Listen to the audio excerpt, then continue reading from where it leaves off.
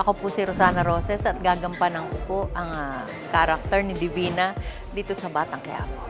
Marami akong negosyo sa Quiapo, malalaki, sports car, ganon, pero legal. Sa akin niya ipapasa yung diamante. Sa akin niya ipiprenda, sa akin niya ipapabenta. So magkakaroon kami ng friendship na magkakatulungan kami sa isa't isa. Well, kahit pa paano mabibigyan ko siya ng proteksyon at saka matutulungan ko siya magkaroon ng bahay, tataguan, dahil sa mga taong mahabol sa kanya. Kahit pa paano talaga, makakatulong yung karakter ko sa kanila. Sila din sa akin. Oo, sobra.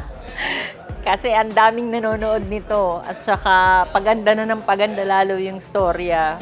Kapanapanabik na, mas ma-action. Sabi ko nga, right timing at ito na siguro yung nandito ako, napasama ako, ito na yung right timing din para sa akin. Abangan niyo po ako gabi-gabi para malaman niyo kung gaano ka-importante ang karakter ko sa buhay ni Tanggol.